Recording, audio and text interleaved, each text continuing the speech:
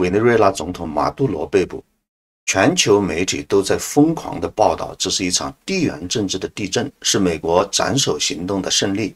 這件事情也在全球引發了巨大的爭議，就是美国這次行動是否合法，它的长臂管轄对未来的世界格局将產生什麼樣的影響。而作為一個金融研究者和加密貨幣的投資者，我在思考的卻是另外一個很重要的問題：你手裡的 USDT 還安全嗎？在我看来，這顆子彈雖然射向的是加拉斯加，但它反彈回來的彈片很可能會擊穿我們手裡那個價值1800多億美元的隱形銀行泰達。為什麼這麼說？因為美國司法部抓捕馬杜羅的罪名毒品恐怖主義和利用美元系統洗錢這幾個字，如果你常看華爾街的報告，你會發現他們正越來越頻繁地出現在針對 USDT 的調查文件中。如果美國政府連一國元首的主权豁免權都可以无视，直接跨境抓人，你覺得一家被聯合國點名為洗錢工具的私人公司能擋得住美國司法部幾分鐘？如我們前面所聊過的，泰達公司不僅自己是一個草台班子，而且這個世界它整體就是一個草台班子。在這種草台班子的相互博弈中，如果有一天泰達被列入美國財政部的制裁名單，你賬戶裡的 USDT 還安全嗎？還能變現嗎？這不是危言聳聽，而是我們今天要推演的終極風控。首先，我們要搞清楚一個法律邏輯：美國憑什麼能抓捕別國的總統？大家看屏幕上這份文件，這是早在2020年美國紐約南區聯邦檢察官辦公室發起的起訴書。美國人的邏輯非常霸道但清晰，只要你使用了美元，或者你的犯罪行為通過了美國的金融系統，哪怕只是服務器在美国，我就有管辖權。這就是著名的长臂管辖。馬杜羅雖然是總統，但在美國司法部眼裡，他就是一個經營着巨型販毒集團的 CEO。他利用委內瑞拉的國家機器，通過美元系統進行洗錢。在這份起訴書裡，如果我們用 Narcoterra 毒品恐怖主義去搜索的話，整個起訴書的主題就在這幾個字，這就給我們傳遞了一個極度危險的信號。在國家安全和反恐這兩面大旗下，傳統的主權保護已經失效了。那麼回到我們熟悉的幣圈， USDT 一直以來最大的護身符是什麼？很多人會說，泰達註冊在海外，不在美國，美國管不着。如果你這麼想，你可能還是太年輕了。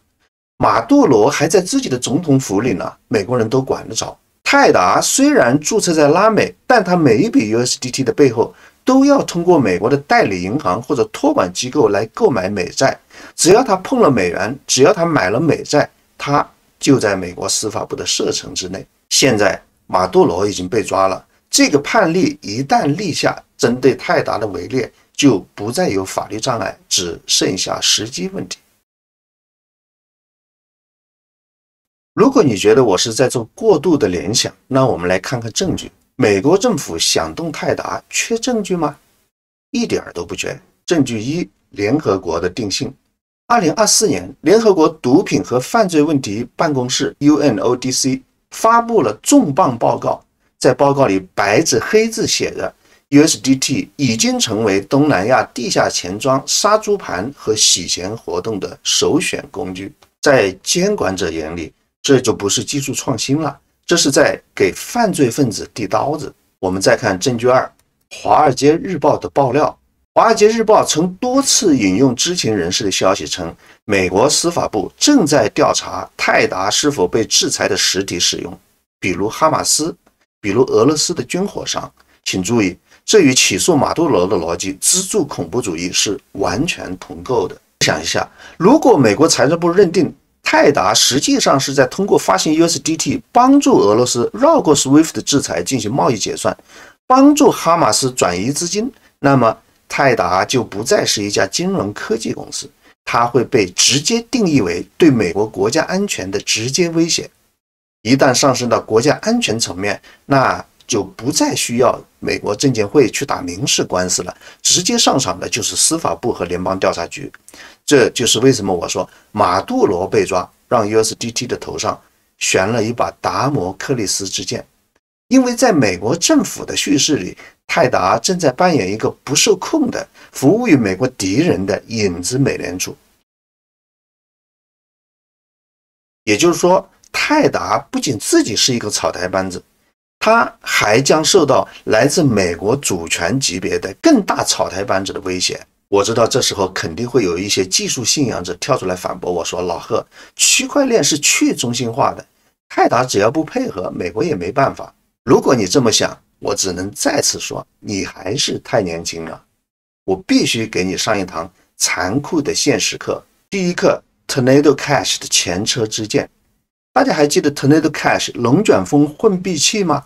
這可是純粹的代碼，完全去中心化，自動運行，沒有 CEO。結果呢？2022年，美國財政部 OFAC 直接將其列入制裁名單，結局是開發者在荷蘭被捕並判刑，所有的前端網站被封，任何與該合約交互的錢包地址都被交易所凍結。這告訴我們什麼？在美國的國家暴力機器面前，沒有什麼代碼機法律，只要他們想封去中心化協議，都能給你拔了網線，更何況是泰達這種中心化的公司。證據二，讓我們去訪問 USDT 的智能合約。這是 USDT 部署在以太坊上的智能合約。我們在這個智能合約當中去搜索，可以看到這麼幾個函數 ：add blacklist 加入黑名單 ，remove blacklist 移除黑名單 ，destroy black funds 摧毀黑錢。各位不需要是程序員，你也能看懂这幾個英文單詞。這就是泰達安裝的核按鈕。泰達的 CEO 手裡握着這把鑰匙，只要明天美國司法部拿着一張法庭令放在他辦公桌上，告訴他，要麼凍結這100億涉嫌洗錢的 USDT， 要麼你去陪馬杜羅坐牢吧。你覺得他會怎麼選？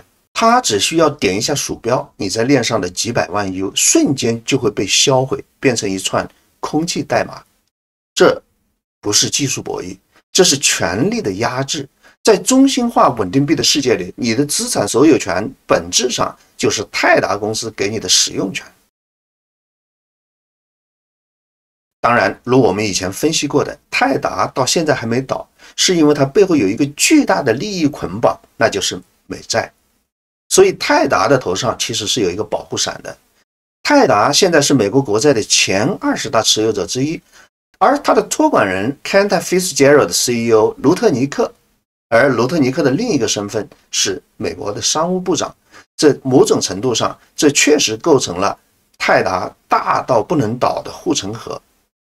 但是馬杜羅事件再次提醒我們，政治賬永遠高於經濟賬。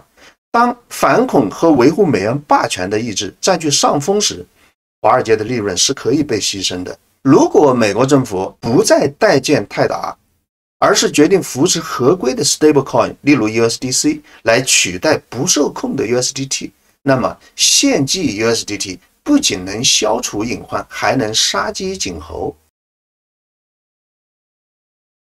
危機推演完了，老賀不能只負責嚇唬人，我必須給你們滅火器。面對這種級別的系統性風險，如果你手裡持有大量 USDT， 我們必須做好風控。我有3條鐵律送給你。第一條建議，執行333法則，不要把身家性命全部掛在 USDT 這棵樹上。例如，你可以持有30%的 USDC， 這是 Circle 發行的，受美國監管，資產負債表透明，是美國政府的親兒子。你可以持有30%的 PYUSD 或者法幣。PYUSD 是 PayPal 這種傳統支付巨头背書的穩定幣，合規性極強。如果你日常高頻的交易需要用到 USDT， 你另外可以持有30%的 USDT， 你還可以持有一些其他的靈活倉位。分散是金融風控的第一課。第二條建議，要學會看鏈上台風眼。例如，我們可以去觀察 Curve 的儀表盤，在這裡我們可以看到，在穩定幣的盤子當中 ，USDT 目前的占比是 28.26%， USDC 占比是 39%。这個數據是實時的，我們不要等新聞彈窗，那時候已經來不及了。所以我們必須學會看這個儀表盤。在這個池子裡，3種主要穩定幣的比例應該大致是平衡的，30%左右。